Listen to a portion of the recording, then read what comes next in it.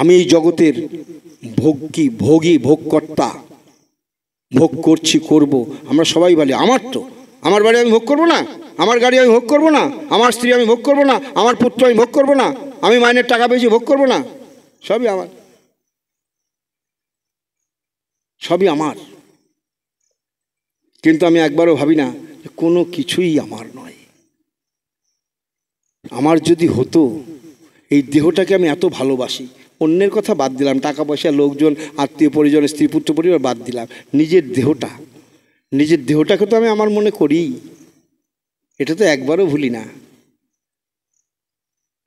ভুললে তো জামা পরতাম না, যদি ভুলে যেতাম যে এই দেহটা আমার নয় তাহলে স্নান করতাম না, যদি ভুলে যেতাম এই দেহটা আমার নয় তাহলে চুল কাটাতাম না, যদি মনে করতাম এই দেহটা আমার নয় তাহলে আসার সময় সুন্দর করে দাড়িটা কেটে আসতাম না, আমার দেহটাকে আমি পরিষ্কার পরিচ্ছন্ন রাখি, ইত্যাদি ইত্যাদি।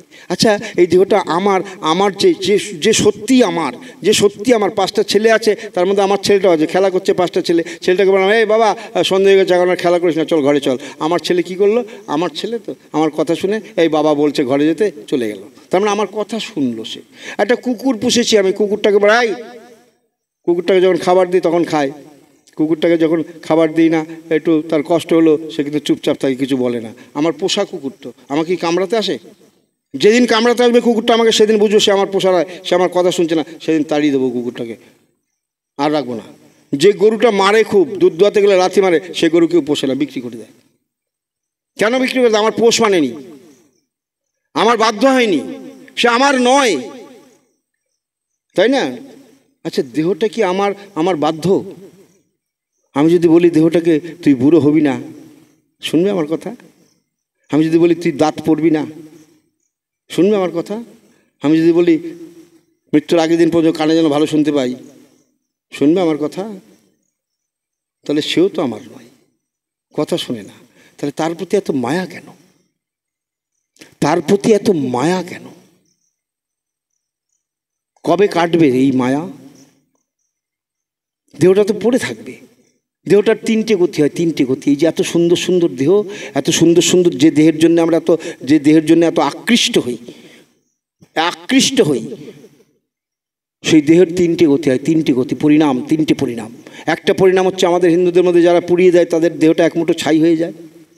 যত সুন্দর দেহই হোক, সে সিনেমার আর্টিস্ট হোক, যত সুন্দর দেহই হোক, সিনেমার নায়ক নায়িকা, সেই দেহের একটাই পরিণতি, হিন্দু হলে পুড়িয়ে দিলে এক মুঠো ছাই হবে, আর কিচ্ছু হবে না। আর যদি সমাধি দেয় তাহলে হয় মাটিতে মিশে যায়। আবার কিছু কিছু সম্প্রদায় আছে তারা সমাধিও দেয় না, আগুনেও পোড়ায় না, পশু পক্ষীর জন্য উৎসর্গ করে দেহটাকে ফেলে দেয়। পশু পক্ষীতে খাওয়ার পরে সেই দেহটার কি গতি? বিষ্ঠা হয়, বিষ্ঠা পশু পক্ষীর। এই তো 3টে গতি, এছাড়া আর কি গতি? এছাড়া আর কি হয় এই দেহটা দিয়ে? যে দেহের মায়া মোহতে আমরা পড়ে আছি, যে দেহের জন্য আমরা যা কিছু করি, সব কিছু, এই যে বাজার সম্ভার, দোকান পসার, যা কিছু সবই দেহের। ভেবে দেখুন, যা কিছু বাজারে পাওয়া যায়, সেই দোকান যদি লক্ষ টাকার হয়, কোটি টাকার দোকান হয়, সবই দেহগত। দোকানে গিয়ে কি দেহগত তো নাকি? দেহ সুখভোগ ছাড়া আর কিছু আছে বাজারে? কিন্তু দেহটা একদিন যখন পচন ধরে যায়, কখন? দেহটার মধ্যে যে দেহি বাস করে, দেহি অর্থাৎ জীবাত্মা, পরমাত্মার যে ক্ষুদ্রাতি ক্ষুদ্র অংশ জীবাত্মা দেহের মধ্যে, যে আমার দেহটাকে সচল রেখেছে, যে যার কারণে এই দেহটা মায়াবী হয়েছে, যার কারণে এই দেহটার প্রতি আরেকজন আকৃষ্ট হয়, আরেকজন আমাকে ভালোবাসে, যতক্ষণ দেহটা সচল ততক্ষণ আমাকে ভালোবাসে। রাত্রিবেলা 3টের সময় মাসিমা, এক মেসোমশাই মারা গেছেন, শীতের রাত, মাসিমা কান্না করছেন। কান্না করার পরে পাড়ার 2টো ছেলে এসছে। কী হয়েছে মাসিমা? আর বাবা বলো না, তোমার মেসোমশাই, দেখো মেসোমশাই মারা গেছে, অনেক দিন ধরে ভুগছিল, কখন যায়। তা মাসিমা, তাই তো, এখন তো অনেক রাত্রি প্রায় 3টে বাজে, শীতের রাত, এখন লোকজন কোথায় পাবো? একটু ভোর ঘন্টা 2 পরে, 5টা বাজলে পরে, একটু ভোরের আলো ফুটলে ছেলেপেলেদের, ক্লাবের ছেলেদের ডেকে নিয়ে এসে সৎকার তো করতেই হবে, যা করার করবোক্ষণ। আর 2 ঘন্টা 2 আপনি মেসোমশাইয়ের সাথে শুয়ে থাকেন। মারা গেছে মেসোমশাই।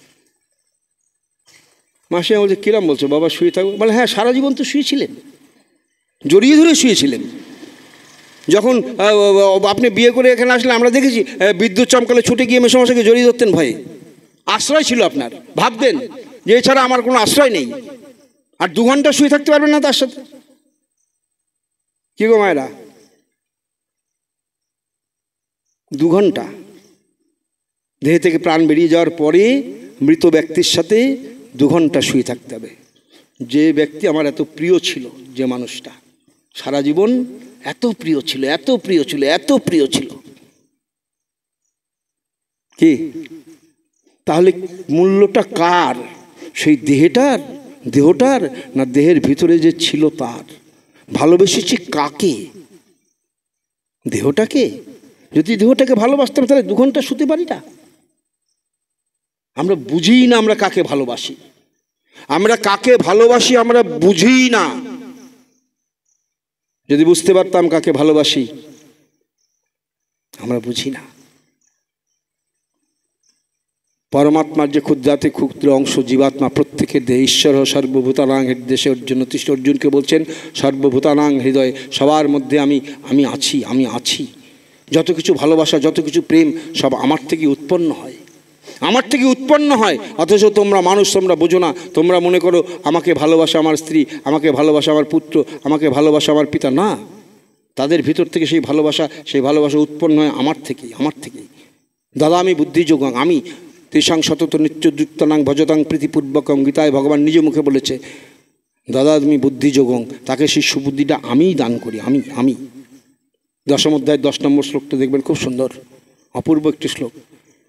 ভগবানের কথা এগুলো সবই ভগবানের কথা। আমি এই যেখানে এসে বসেছি, ভাববেন না আমি খুব জ্ঞানী গুণী ব্যক্তি। আমি অতি মূর্খ, একেবারেই মূর্খ। আপনাদের থেকে আপনাদের যেটুকু জ্ঞান আছে আমার সেটুকুও নেই, আপনাদের যেটুকু ভক্তি আছে আমার সেটুকুও নেই। আমি বই থেকে পড়ি 2-1 কথা, সেই কথাগুলি আপনাকে বলছি। আমার নিজস্ব কিচ্ছু নেই, একেবারে শূন্য ভিতরে। আমার হৃদয় দেখবেন একেবারে শূন্য, কিচ্ছু নেই।